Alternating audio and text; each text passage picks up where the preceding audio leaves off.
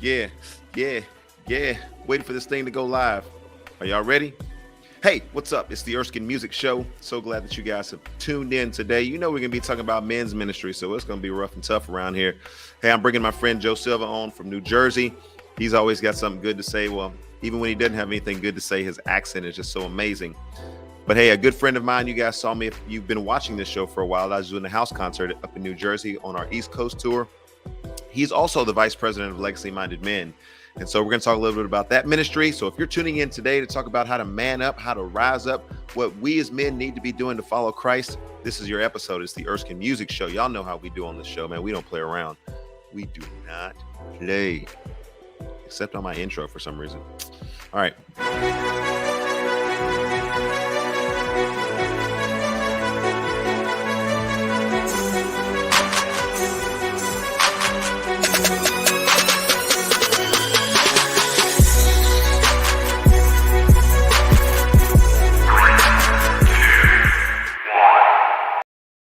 All right, it's my man Joe Silva. What's up? What's up, Erskin? How are you? Okay. I hear you over there. I see what you're doing. It's all good. We got to represent, man. We can't do you less than what we do everybody else, man. We need to do you more.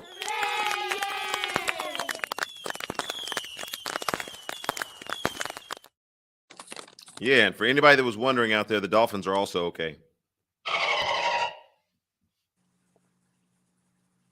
What you know about Flipper? Flipper? Me? You're asking me?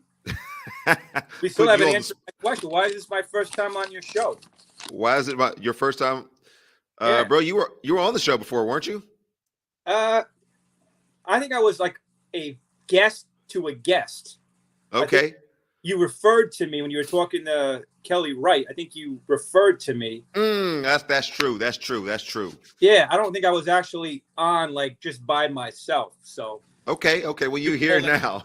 You've been holding out for a long time to have me on. I don't know why, but here I am. And then, what was your other question about Flipper? Yeah. So check it out, man. One of these days, I'm going to be playing a show in the Madison Square Garden, and I'm not going to get to the garden and be like, "Hey, man, why haven't you guys had me up here doing a show yet?" You know, sometimes you got to just wait for your time. That's right. You got to wait. So yeah, well, it's well worth the wait to be on your show worldwide. Yeah, here we go. Yes, worldwide. Yeah. So talk to me about Flipper. I just remember Flipper. You know, back in the day, I think it was actually in the '60s. Woo. But you know, I was born in '67, so I guess my first memory of watching Flipper was sometime in the early '70s. You know, it was originally it was black and white. You know, it wasn't even in color. It was black and white. I remember that. And then eventually I think it was in color, I think. But yeah, it was about the dolphin Flipper. He was a friend to, I can't remember the storyline, but yeah, it was a story about a dolphin named Flipper. I'll help you out because it was in syndication when I was born. Flipper was the same thing as Lassie. Pretty much the same plot line. Somebody gets in trouble. Yeah. Dolphin discovers it. Gets the people, they go rescue the people. Exactly. Show over. Every episode turned out well. Yeah, it always does. And then Flipper gets some fish thrown in his mouth, and he swims away to the next episode. All is well, kind of like this show. Every show turns out well. That's it. If you're watching us on YouTube Live, Facebook Live, Twitch, and/or Twitter, please remember to subscribe to the channel and enable notifications. Because Joe, you and I, we have a big topic to get into today. We're going to talk about how to man up, how to rise up in this world. Step up, man up. Talk to me a little bit about Legacy Minded Men. You're with them, and so I want to give them a quick promo. Well, Legacy Minded Men, I've been with Legacy Minded Men since the inception of Legacy Minded Men, really back in 2009, but I got introduced to Joe Pellegrino, the founder and president of Legacy Minded Men, in 2008, and we got connected through a mutual friend, and he had said that he was starting a men's ministry. Wasn't yet titled Legacy Minded Men, but he had the vision, and God really put it on his heart to minister and help men. So in 2009, I guess officially, what then became Legacy Minded Men was launched. And Legacy Minded Men, the mission and the values of Legacy Minded Men is all about transforming lives by engaging, equipping, and encouraging men to build a Christ-centered legacy. And the problem in the world today, there's a lot of problems that we face in the world, but they're all byproducts, really and truly, of men abdicating the roles as husbands, fathers, leaders, teachers in the community. And we have dumbed down the man's role in our society. And young boys are growing up very confused.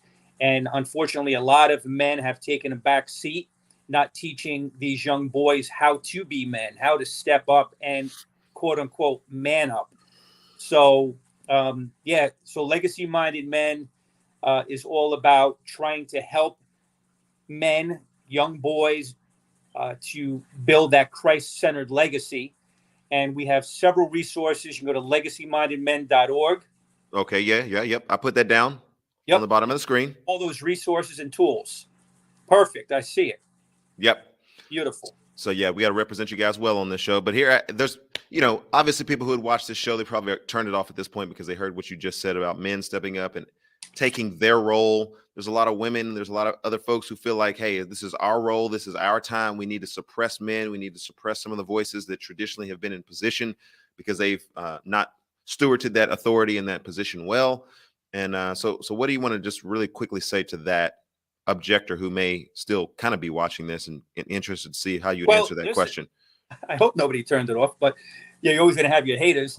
But we also have legacy-minded women. We haven't forgotten about the women. We have legacy-minded women that we just launched, and it's underway, and it's legacymindedwomen.org. And we have resources and tools for women. But we come from the role of a man and woman from a very biblical point of view. Okay. That was important for you to say. I want people to hear. Very, very biblical. Biblical. Yeah. What was that? It was biblical. Biblical. Very biblical point of view, or factual. Based on the Word of God, right? The Word of God. Absolutely. So I want people that are tuning in today to say, hey, man, Legacy Minded Men, I'm going to go check them out because they are a biblically based foundational ministry that ministers to men and women in that space. And I want to make sure that this is the Erskin Music Show. So let me get on here and just say, man, biblically speaking, and Erskin Music, because I speak for Erskin Music, I'm going to look in the camera and tell you two very important roles that men and women play in our culture, in our society, and in our world through creation. They're not the same. I just want to be clear about that. And the reason why we're focusing in on men is because their role in particular is one that we're going to look at because Joe and I have lived in these shoes and just kind of talk through our experience. We're going to do a reaction video if that's okay with you today, Joe. Yes, absolutely. I love doing reaction videos. Yeah, we're going to react to a couple of things that Crawford Loritz is going to be saying here. Yep. And Men Stepping Up is the title of the series that put this out. What is character? And I want to stop after a couple of minutes and just kind of ask you a couple of questions as you react to this video. And so, audience, you're watching this video as well. Here we go.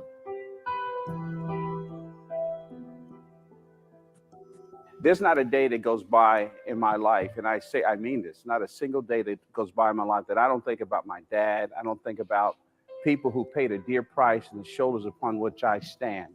And, greatness to me is faithfulness and doing what is right courageously, facing those things that are principled and right over a long period of time.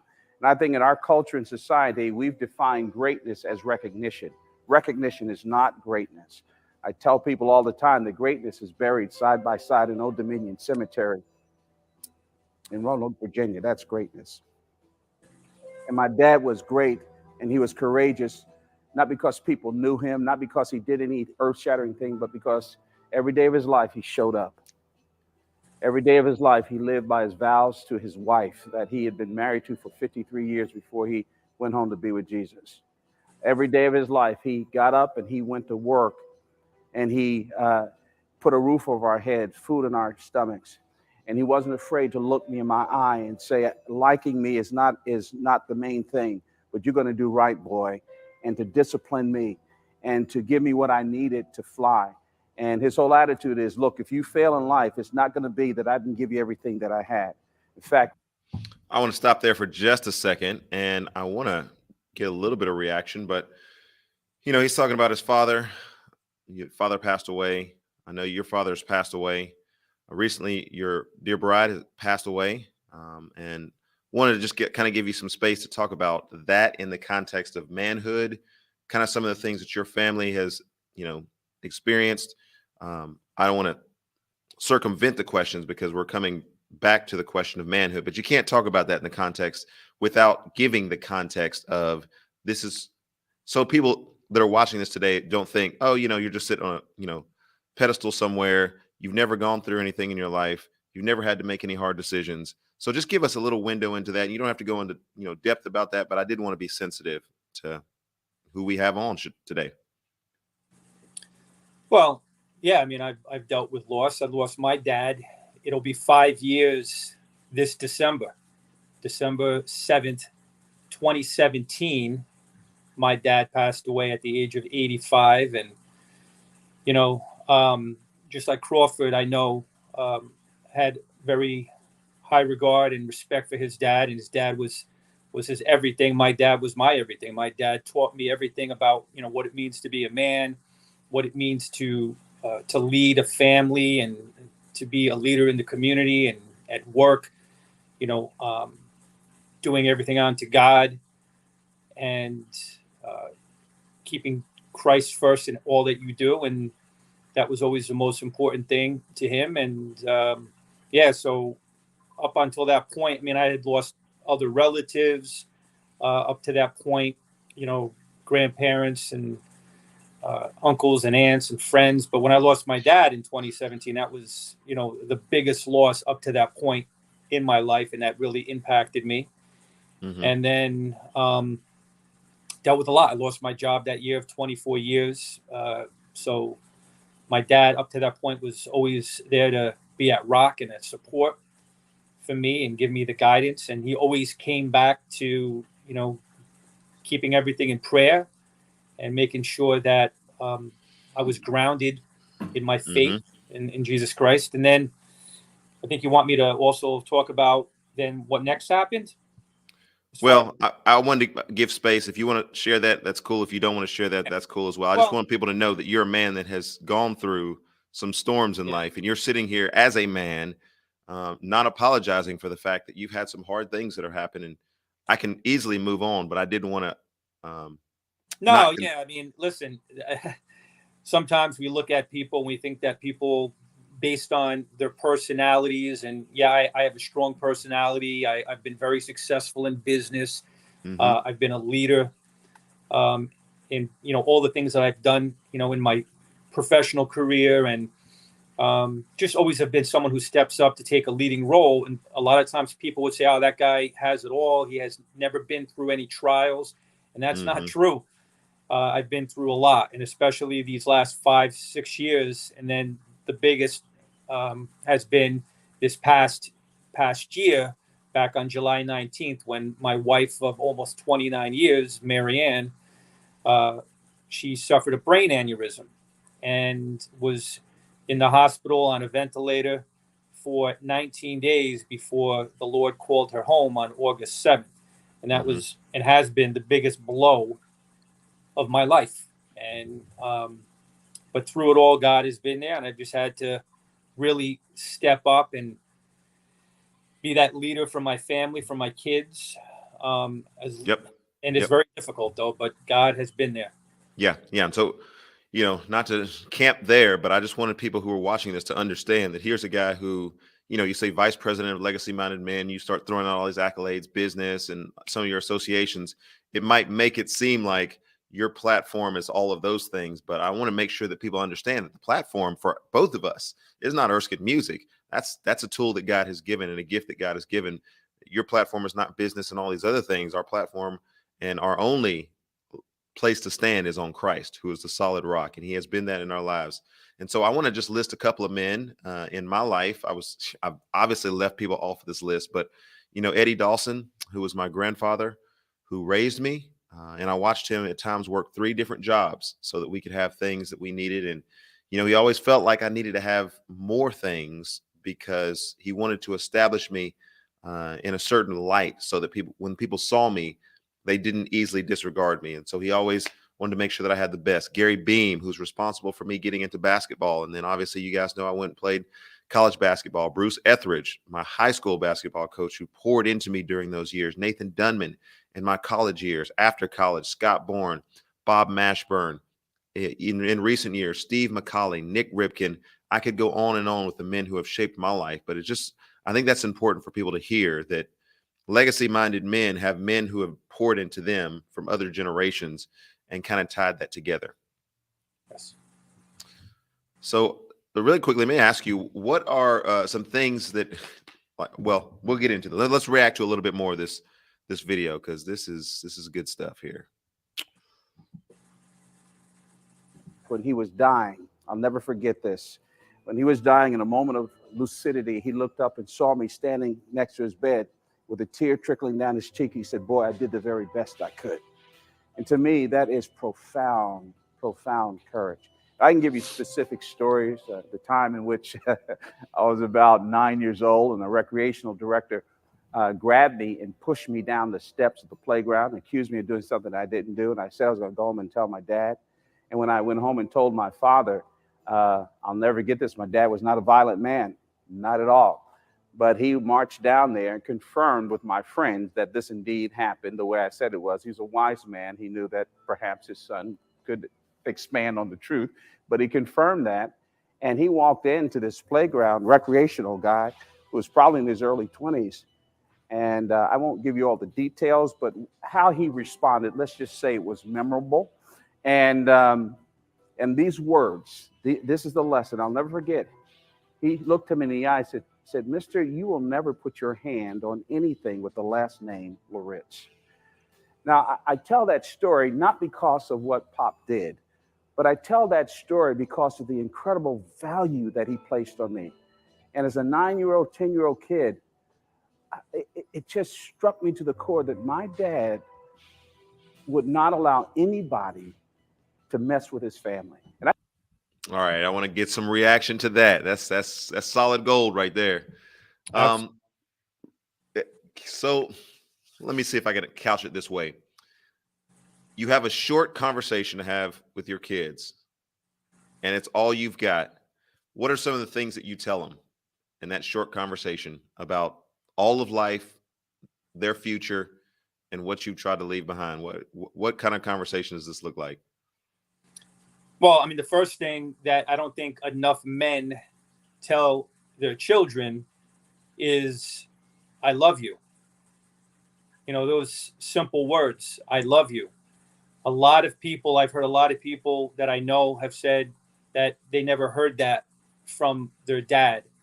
Their dad was so busy working and doing things that everything was left on the mother in many cases. And so for me, it was always letting my kids know that I love them. And sometimes, how do kids spell love? They spell it T-I-M-E, time. Mm-hmm. They want your time.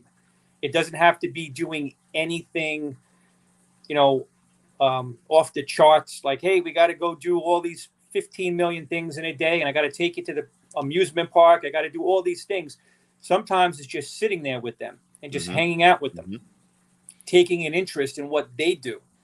And that's been difficult for me in some cases, because my son Joey, I have 2 girls, Holly and Ashley, and then my son Joey.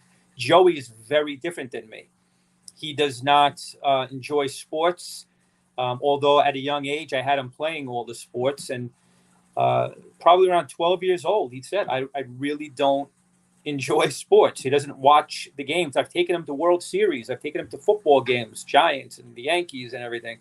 But it's not his interest. So I've had to really, his mind is totally different. The way he thinks, he's very analytical. He's has like an engineer's mind.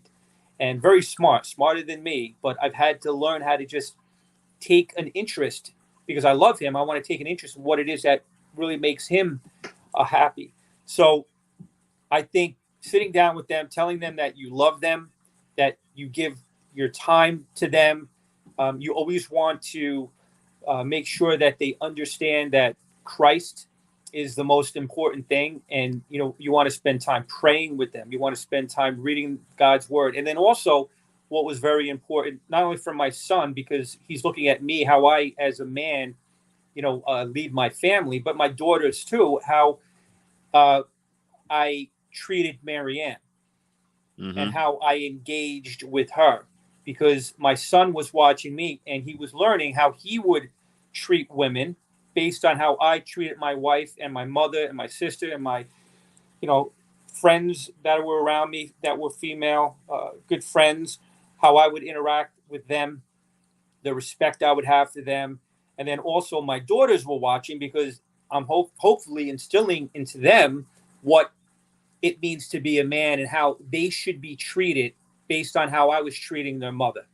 So, so I just think it's very important for me to show by example, not just talking about things, but how I live my life. So hopefully it's not even sometimes through the words that I say, but just the actions that I take. Yeah, that's brilliant. I love that, bro. Hey, really quickly, we're going to close out the show here. There's a song of yours that you always ask me to play. It's one of your favorite songs of mine called Paparazzi. And we're going to get a little bit of that sample today. And then we're going to come back for episode 2, which will be later on this week, but part 2 of our discussion. But let's get a little bit of Paparazzi up in this thing. Paparazzi, yeah. Paparazzi. And if you know it, don't sing along because the words won't be in sync because of the delay.